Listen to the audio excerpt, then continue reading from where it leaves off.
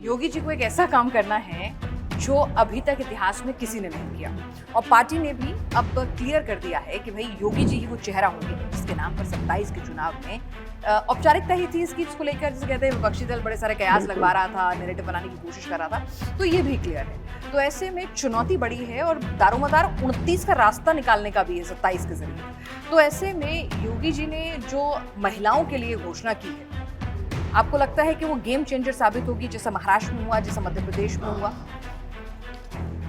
देखिए, अगर योगी जी का कार्यकाल अगर देखें अभी पूरा 2017 से लेकर, तो लगातार योगी जी जिस तरीके से उत्तर प्रदेश के विकास के लिए काम कर रहे हैं, पहली बार उन्होंने जिस तरीके से अपराधों से मुक्त उत्तर प्रदेश को किया, सारे माफिया मिट्टी में मिला दी योगी जी कहते हैं। उसके बाद महिलाओं को जो सुरक्षा देखें कि अपराधियों से जो मुक्ति होने के बाद महिलाओं को जो सुरक्षा महसूस हुई, वो एक बड़ा योगी जी का मॉडल रहा है। और उसके बाद अगर आप देखें तो योगी जी ने जो तीसरे कार्यकाल के सुनिश्चित करने के लिए महिलाओं और युवाओं के ऊपर फोकस किया हुआ, अगर आप देखें योगी जी खुद युवा है, अगर देखा जाए तो जिस तरीके से कहा जा रहा है कि महिलाओं को लेकर 50,000 रुपये की जो स्कीम लाने का चल रहा है कि 20,000 रुपये पहले दिया जाएगा, 10,000 की 3 स्कीम बाद में दी जाएगी, या 30,000 पहले दिया जाएगा और 10,000 बाद में दी जाएगी। ये इसकी भी घोषणा होती है, लेकिन तय है कि भारतीय जनता पार्टी योगी के नेतृत्व को इसकी महिलाओं को लेकर आने वाली है।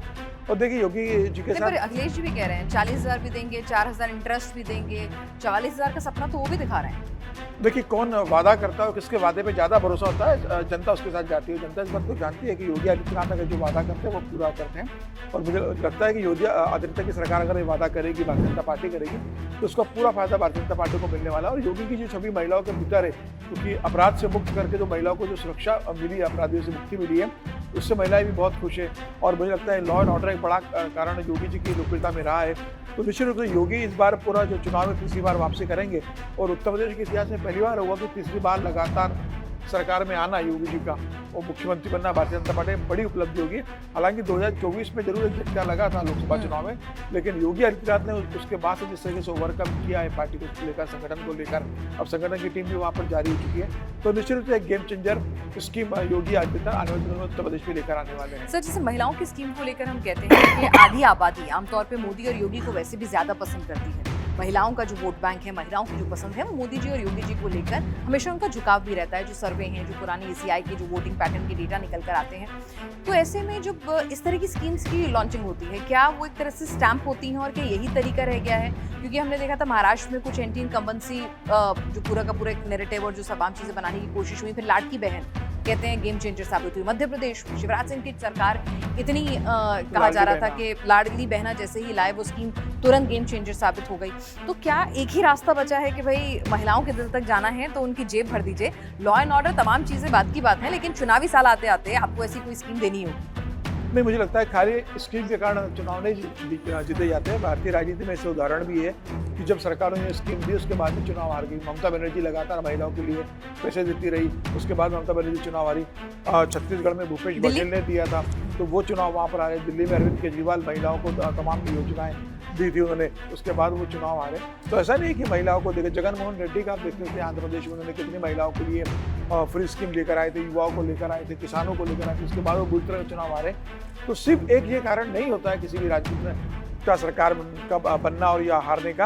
आप पूरे 5 साल आपने कैसे काम किया, ये सिर्फ एक एडिशनल सपोर्ट मिलता है। आपकी जीत में थोड़ा सा है कि ये सपोर्ट कर देता है। जनता इस बात को देखती है कि आपने लॉ एंड ऑर्डर कैसा किया, आपने बाकी एजुकेशन के लिए क्या किया, हेल्थ पे आपने काम किया, हाईवे बाकी चीज़ों पे आपने काम किया, बाकी जो डेवलपमेंट के काम होते हैं वह 5 साल काउंट होते हैं। लेकिन ये एक एडिशनल महिलाओं को मतलब टॉप अप स्कीम जैसा होता है। सरकार भी जानती है कि भाई इस पैसे से कोई महिलाओं का घर नहीं चलने वाला। ये एक सपोर्टिव रहती है कि आप कुछ करना चाह रहे हो तो उसके लिए आपको हम एक आर्थिक मदद दे रहे हैं, आप अपने पैरों पे खड़े हो सकते हो, कुछ नया कर सकते हो, तो सरकार आपके साथ है। तो मुझे लग रहा है कि जैसे प्रधानमंत्री मोदी ने 5 किलो अनाज की योजना 80 करोड़ लोगों को दिया, तो कोई उसके कारण मोदी की सरकार नहीं आती है। अब अनाज था सरकार के पास, लोगों को दिया, गरीब लोगों को, तो एक सपोर्ट हो गया उनको। तो वैसे ही ये योजना है, जो कैश दिया जाता है ये सपोर्ट होता है। सिर्फ इस आधार पर सरकार नहीं आती है। योगी आदित्यनाथ का जो पिछले 2017 से लेकर 2027 जब चुनाव होंगे तब तक 10 साल का जो कार्यकाल रहेगा, वो 10 साल का कार्यकाल पूरा काउंट होगा, और मुझे लग रहा है उसी के आधार पर योगी आदित्यनाथ सरकार में वापसी करेंगे। सर, एक जो बड़ा मुद्दा रहता है वो है बेरोजगारी और महंगाई का मुद्दा जो है, खासतौर से बेरोजगारी। कई जो सर्वेज हुए हैं उसमें भी जब हम कई सर्वेयर जो थे उनसे बातचीत कर रहे थे तो उन्होंने कहा कि अगर आज की डेट में कहें तो सबसे बड़ा मुद्दा जो है वो बेरोजगारी का होता है। तो उससे निपट पाने में आपको लगता है, और जेनजी का जो भी हाल फिलहाल में आंदोलन और जो विपक्ष नैरेटिव बना रहा है कि भाई जेनजी के लिए कुछ नहीं किया है, तो उसको काट पाएंगे योगी जी? उन्होंने कई स्कीम्स के लिए भी कहा है कि डायरेक्ट बातचीत करेंगे, इन्वॉल्वमेंट करेंगे, और प्रधानमंत्री ने तो लाल किले की प्राचीर से जो अनाउंसमेंट कर दी।